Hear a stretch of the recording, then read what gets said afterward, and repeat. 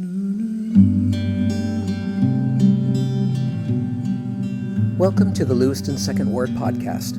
Our goal is to build stronger connections and foster unity within our ward by sharing personal stories and gospel experiences. We're excited to get to know each other better as we learn, grow, and strengthen our faith together. Well, as you can tell, we now have, after 6 episodes, we now have some intro music, start of a new year, so it was a good time to learn a new skill, try to figure out how this works. So this month, we're actually not we're not interviewing anyone. I thought I would take the opportunity to kind of tell a little bit about the behind the scenes of this podcast, how it started, some of our challenges, some of our struggles. This has definitely been a learning experience. We are learning as we go, learning new skills, trying to figure out what it is we're doing. But, oh gosh, it was probably 2 years ago. And that would have been 2023, possibly even earlier back to 2022. Bishop Hughes had floated an idea of a ward podcast. I was in that meeting and I liked the idea. I was actually pretty fired up by it. There's lots of good things that could come of it. However, I also knew that I was going to be gone for a year during 2023. And so I just kind of let that, go however it was going to go. And when I came back, they had called some podcast folks as official callings in our ward, and they had done some recordings. We didn't have a website or anything like that, and we were still trying to figure out the audio, what that was going to, what equipment to use, and how to get a good quality sound. But when I had come back in, when was that? When I came back in March, April 2024, I was called as the podcast coordinator. I was actually really excited about it. I knew that I had some experiences over that past year doing similar type things, and so I was able to. One of the things that we did is we got some equipment, or actually I purchased some equipment, these little recorders that the church history department in Salt Lake City uses for their oral histories, for their audio. They're fairly inexpensive and they are wonderful. So we started using those, and then we had to find a way to disperse this. I mean, we had a few recordings, but we didn't have any podcast framework set up yet. It had changed, the process had changed significantly since I had last looked into any kind of podcasting system. And we knew we wanted to do this free of charge. We didn't want to have any recurring costs that we had to deal with. So there were some technical challenges. We figured out, first off, we got the main website on blogspot.com. And then it was a matter of figuring out how to get it from there to the different podcast readers. We decided to go with just the main 3. It could change in the future. But we wanted something on YouTube. We wanted something on Apple Podcasts. And then what used to be called Google Music or Google Podcasts or something. I don't know what it's called now. Anyway, so those were the 3 that we needed to get this dispersed to. So we decided, I decided to try to figure out how to do this manually. Because most often you would sign up for a podcasting service and they'd take care of all the back end. Well, again, we didn't want to do that, so we had to figure out how to do it on our own. It was challenging, but we got it. We figured it out. The next issue that I wanted to tackle was longevity. Where are we going to host these audio files? And there were several options, but again, we wanted to do something no cost. Personally, I wanted something that I knew was going to be around for a long time. The solution came when I figured out how to get all this connected through the Internet Archive, which is archive.org. It's just a great service. As an archivist by trade, I was aware of them, figured out how to upload things to them and be able to pull that into streaming, into this different streaming platforms. I know that it's going to be around for a long time. We also wanted to provide these audio recordings to those that are speaking and telling their stories so that they can, if they wish to, upload that to Family Search for their posterity. Because, let's be honest, the Ward podcast might not be around forever. We wanted to provide something to these individuals and couples about, this experience that they've had in telling some of their story, telling, letting future generations hear their voice. Think about what we know about our ancestors. Usually it's just maybe a name, some dates, and sometimes that's it. If we're lucky, we know something about their lives, but we generally don't have a whole lot. We certainly don't have voice recordings generations ago, our grandparents. And so this was just a way for us to help people connect with future and past generations.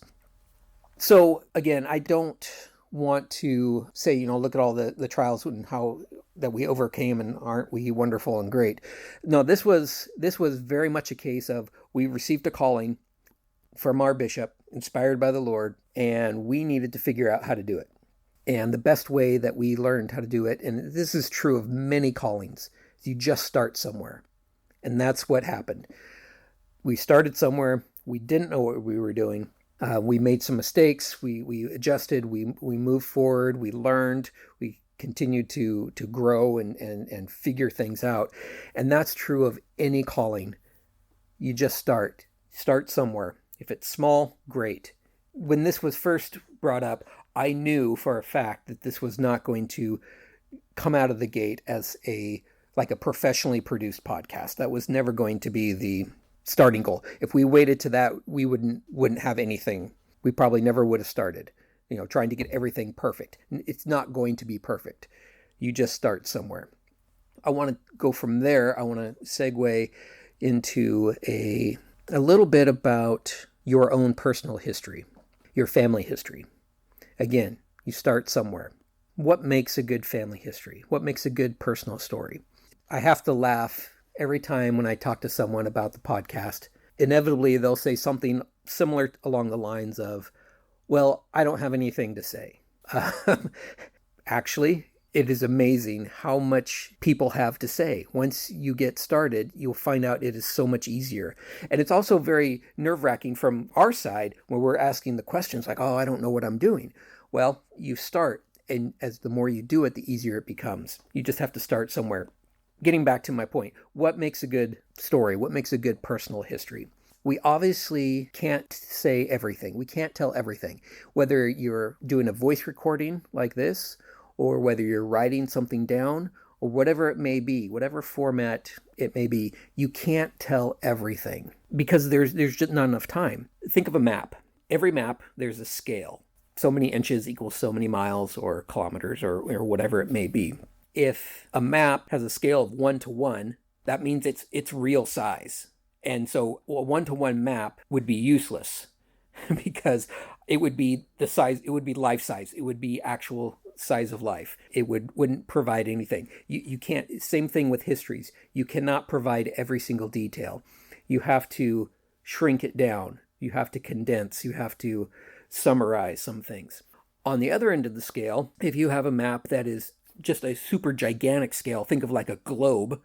A globe is useful in the sense that you can see the whole picture, but it's not useful if you're lost because the globe isn't going to show you anything about your surrounding areas. And so the trick is when you're writing a history, when you're talking about your past, telling stories, you need to provide details, but not so much that you're telling it, it's just going on forever because that's not super useful. And you can't be so vague as to not provide any sort of reference point for people to understand and to relate to their own lives. Because really, when we think about who we're saving this for, we're not saving it for ourselves. Well, maybe we are. But it's for future generations. If they want to know our struggles, our challenges, our successes, what we've been able to overcome, we need to give enough detail to where they can identify with that and say, yeah, I can do that too. But we don't want to get so bogged down in details. And, it's a fine line. Don't be afraid about droning on by any means, because there are some fabulous stories that people have to share. And part of that story is your own personality.